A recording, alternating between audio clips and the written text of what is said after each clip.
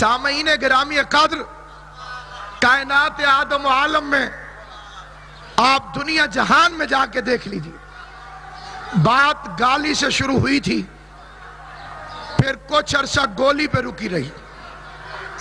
شیعوں کو پہلے گالیاں دی گئیں، جب بات شروع ہوئی تھی ابتدا گالی سے ہوئی تھی، گالی کے بعد بات گولی پہ آ گئی۔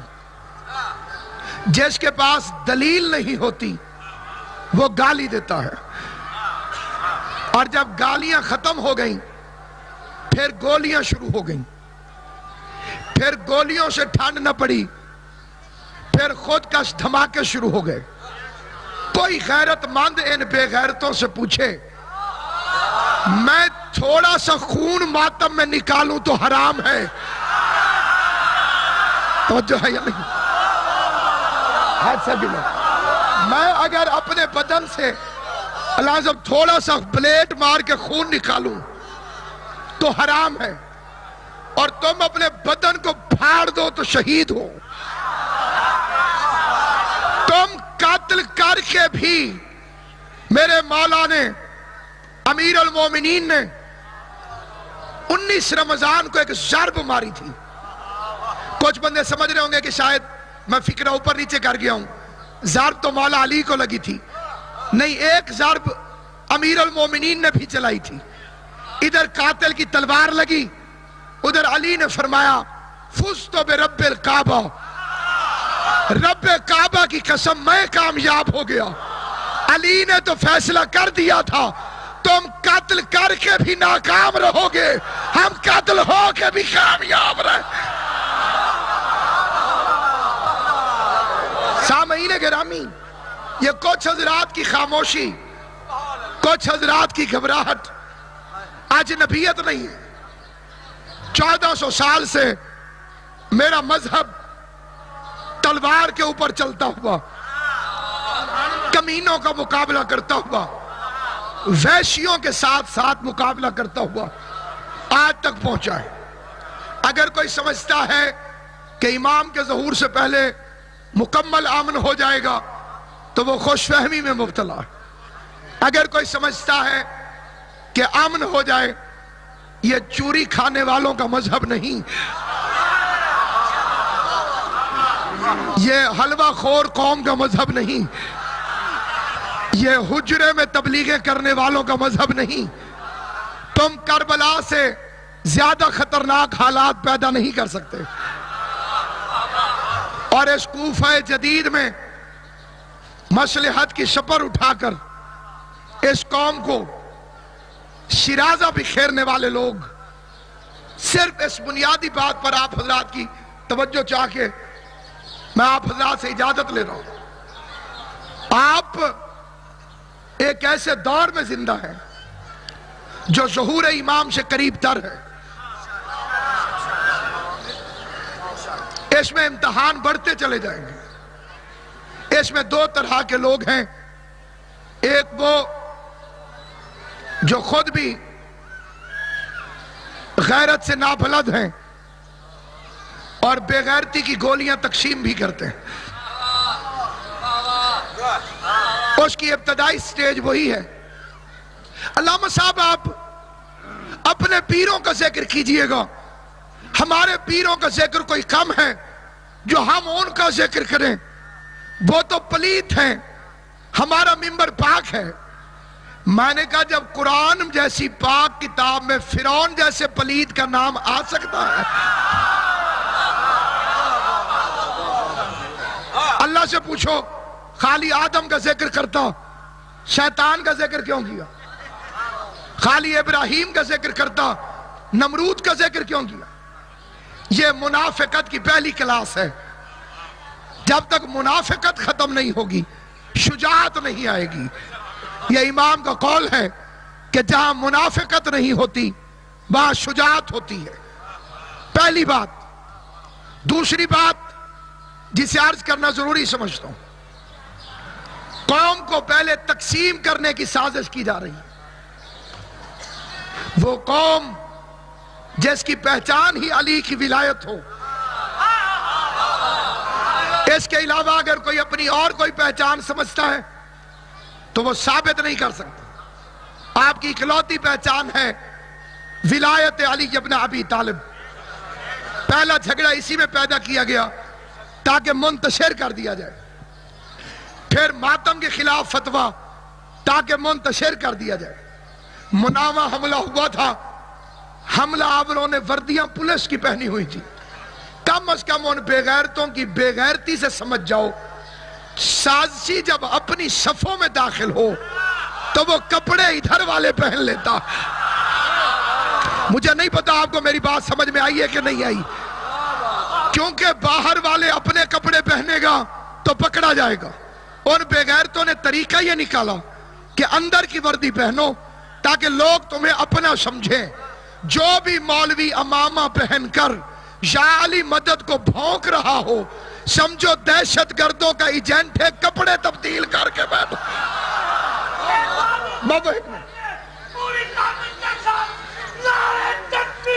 اللہ اکبر، یا رسول اللہ، یا رسول اللہ، سامعین گرامی قدر، کیونکہ آپ حضرات اچھی طرح سے اس بات کو جانتے ہیں کہ میں صرف یہ مختصر سی گفتگو عبادت کے طور پہ آپ کی خدمت میں کرنے کے لیے آیا ہوں، اس لیے آپ حضرات سے التماس ہے، آپ کی کوئی حفاظت کرنے نہیں آئے گا۔ آپ کسی پہ بھروسہ کرتا ہے اس زمانے کے اندر تو اس سے بڑا بے وقوف کوئی نہیں ہے۔ مجھے وہ بچائے گا، مجھے وہ بچائے گا۔ پہلے لوگ کہتے تھے جی پولیس کھڑی ہوگی وہ بچائے گی، پولیس بیچاری تو خود بچتی پھر رہی ہے، کون بچائے گا؟ اور رہ گئے حکمران جن کے دلوں کے اندر بغض اہل بیت بھرا ہوا، کرسی پہ بیٹھنے کے بعد لوگوں کے اندر فرعون والی صفات آ جاتی، اور اسی لیے ارسطو نے کہا تھا بادشاہوں کا کوئی مذہب نہیں ہوتا، لہذا جو احمقوں کی جنت میں رہتے ہیں، فلاں شیعہ ہے، فلاں مومن ہے، جن کا مذہب پیسہ ہو، جن کا اقتدار دین ہو، ان لوگوں سے اس قسم کی توقع نہیں رکھنی چاہیے۔ بڑے زرداری صاحب شیعہ مشہور ہیں اور واقعاً شیعہ بھی ہیں، علم بھی لگایا ہوا ہے۔ مسجد نبوی میں گئے، کیمرے کو اوپر ڈالا گیا، ہاتھ باندھ کے نماز پڑھ کے خوش کر رہے ہیں، اور پھر چول یہ ماری کہ پتہ نہ چلا کہ ہاتھ یہ والا نیچے رکھتے ہیں کہ یہ پہلے ادھر رکھا پھر ادھر کرنے لگے۔ کم از کم پہلے کوئی ٹیوشن لینی چاہیے تھی تاکہ پتہ چلے کہ آپ کا تعلق کدھر سے ہے۔ اور سامعین گرامی، ان حکومتوں سے امید رکھنا میں سمجھتا ہوں کہ اپنے آپ کو دھوکہ دینے کے برابر ہے۔ آپ کا امن قائم ہوگا امام زمانہ کی حکومت سے، اپنے دلوں سے نفرتوں کو ختم کر کے، اپنے دلوں سے منافقت کو ختم کر کے۔ امام زمان علیہ السلام کی عزت اور عظمت حضرت امام جعفر صادق علیہ السلام نے فرمایا، بسم اللہ الرحمن الرحیم، امام فرماتے ہیں اگر کوئی بندہ گھر سے نکلے اور اسے زمین اور آسمان کے لشکر گھیر لیں، گھر سے نکلے زمین اور آسمان کے لشکر گھیر لیں، تو اسے چاہیے کہ پڑھے بسم اللہ الرحمن الرحیم، والسماء ذات البروج والیوم الموعود وشاہد ومشہود، قتل اصحاب الاخدود النار ذات الوقود، اذ هم علیہا قعود وهم علی ما يفعلون بالمؤمنین شہود، وما نقموا منهم الا ان يؤمنوا باللہ العزیز الحمید الذی له ملک السماوات والارض واللہ علی کل شیء شہید، ان الذین فتنوا المؤمنین والمؤمنات ثم لم يتوبوا فلهم عذاب جہنم ولهم عذاب الحریق، ان الذین آمنوا وعملوا الصالحات لهم جنات تجری من تحتها الانہار ذالک الفوز الکبیر، ان بطش ربک لشدید انه هو یبدی و یعید وهو الغفور الودود ذو العرش المجید فعال لما یرید، هل اتاک حدیث الجنود فرعون والثمود بل الذین کفروا فی تکذیب واللہ من برائہم محیط، بل هو قرآن مجید فی لوح محفوظ۔ 28ویں پارے میں سورہ البروج امام فرماتے ہیں یہ پڑھ کے گھر سے نکل پڑے، جن اور انسان بھی اس کے خلاف کٹھے ہو جائیں تو اس کا بال تک نہیں توڑ سکتا۔ اور ایک بات اور یاد رکھیے، اور یہ بات بڑی ضروری ہے، جس سٹوری کا اینڈ آپ کو پتا ہو، جس کہانی کا اینڈ آپ کو پتا ہو کہ آخر میں کیا ہوگا، تو اس کے درمیان کے مختلف مناظر آپ کے دل میں پریشانی پیدا نہیں کرتے۔ اس کہانی کا اینڈ ہمیں پتا ہے، اس لیے شیعہ نہیں گھبراتے۔ ہمیں پتا ہے کہ مہدی کی حکومت قائم ہوگی، اور اس وقت کوئی دشمن علی اگر پتھر کے نیچے بھی چھپے گا تو پتھر بول بول کے علی والوں سے کہے گا کتا ادھر چھپا ہوا۔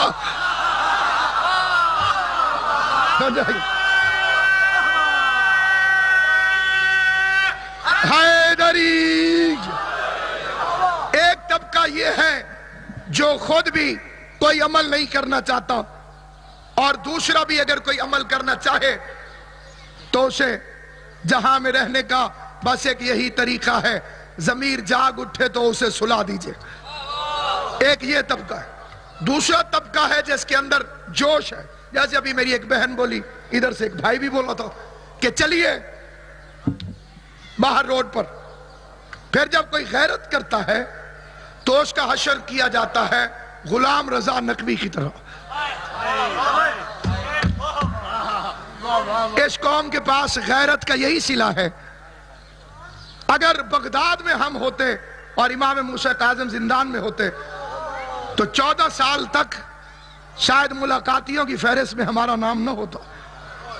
خالی عقیدت، خالی محبت، زبانی جمع خرچ فائدہ دینے والے نہیں ہیں۔ اگر اس کے پیچھے کوئی وارث بن کے گیا ہوتا آج 10 غلام رضا نقوی اور پیدا ہو گئے ہوتے۔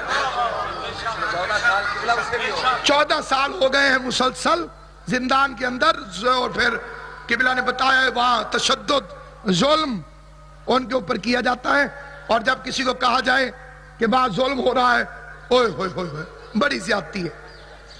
اللہ اللہ خیر صلی اللہ۔ روز چکوال بنے گا اس قوم کے ساتھ، روز شہادتیں ہوں گی۔ ہم اس دور میں زندہ ہیں کہ جس کے بارے میں ایک شاعر نے کہا تھا، ہوا ہی ایسی چلی ہے ہر ایک سوچتا ہے تمام شہر جلے ایک میرا گھر نہ جلے۔ مومن وہ ہے کہ جو اپنا آپ سمجھے میرے ساتھ ہوا ہے۔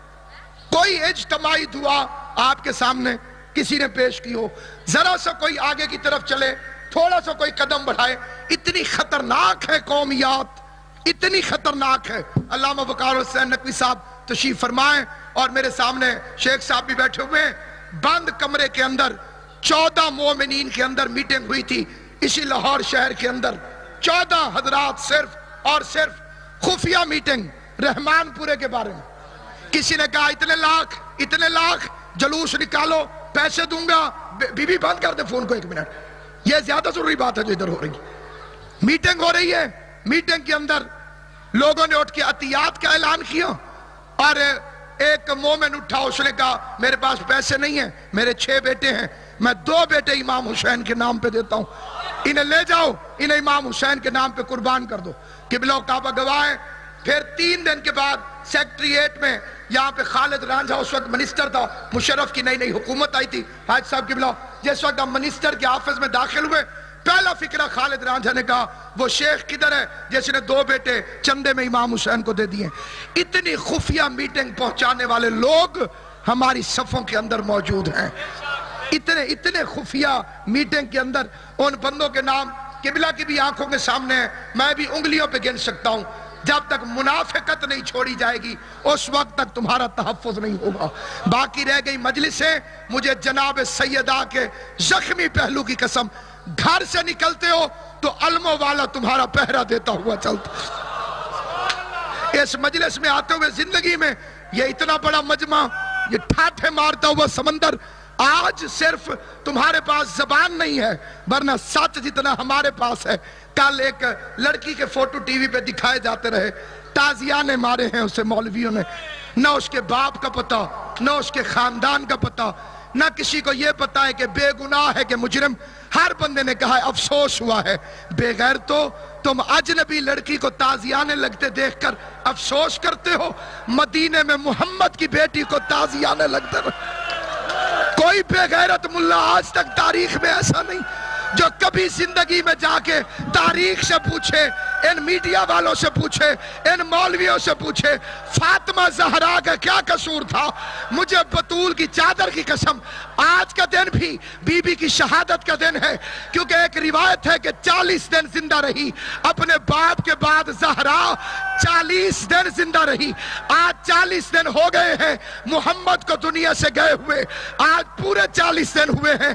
आज का दिन इब्न शारा शोब ने फातिमा ज़हरा की शहादत का लिखा है। मैं हाथ जोड़ के तुमसे पूछता हूं, आज तक किसी ने एहतजाज किया कि ज़हरा को ताज़ियाना क्यों मारा गया, फातिमा ज़हरा को क्यों जख्मी किया गया, ज़हरा क्यों दाएं हाथ से तस्बीह नहीं पढ़ सकती थी। किबला हाजी नासिर अब्बास साहब किबला काबा तशरीफ फरमाए, सादात उज़्ज़ाम तशरीफ फरमाए। मुझे बीबी फातिमा की कसम, मुझे बीबी सकीना के जख्मी कानों की कसम, मुझे गाजी अब्बास के कटे हुए बाजुओं की कसम। एक दिन अली देखा मेरी तरफ, एक दिन अली ने पूछा था, ज़हरा जख्म का क्या हाल है। माहिए बेआब की तरह फातिमा तड़पी और तड़प के कहती है, या अली हाज़ही जराहतन ले अभी, ये जख्म मैं अपने बाबा को जाके दिखाऊंगी, जाके कहूंगी बाबा अभी तेरा कफन भी मैला नहीं हुआ। तो इस जालिम ने मुझ पर ऐसा जुल्म किया कि ज़हरा दाएं हाथ से तस्बीह अदा न कर सकी। बस मेरी दुआ है और आप हजरात से इल्तमास है, अपने हाथ अपने सर पे रखिए। मैं आखिरी फिक्रा कहता हूं, सारे अपने हाथ सर पे रखो, ये बेबसी की अलामत है। अरबों में तरीका था, जब किसी का बस नहीं चलता था तो वो अपने हाथ अपने सर पे रख लेता था। बिल्कुल उसी तरह जैसे हुसैन को ज़िबा होता देखकर ज़ैनब ने अपने दोनों हाथ अपने सर पे रख के मदीने की तरफ रुख करके कहा था, नाना अब ज़ैनब का कोई चारा नहीं चलता। ए खुदाया इमाम मेहदी के ज़हूर में जल्दी फरमाओ, गुलाम रजा नकवी को रिहाई नसीब फरमाओ। इस कौम में कोई मुख्तार पैदा कर जो बेगैरतों को ईंट का जवाब पत्थर से दे। और फिर अब हाथ ऊपर उठा लो, अल्लाह का वादा है मैं मोमिन की दुआ कबूल करता हूं। मैं गुनाहगार हूं, जरूरी नहीं कि मेरी दुआ कबूल हो, पता नहीं किसकी आमीन को बीबी कबूल करे। जितनी ताकत है आमीन कहना। या अल्लाह हुसैनियों के दुश्मनों को दुनिया और आखिरत में जलील फरमाओ। या अल्लाह आजादारी की हिफाजत फरमाओ, हुसैन के दोस्तों की हिफाजत फरमाओ, अहले बैत के दुश्मनों पे लानत।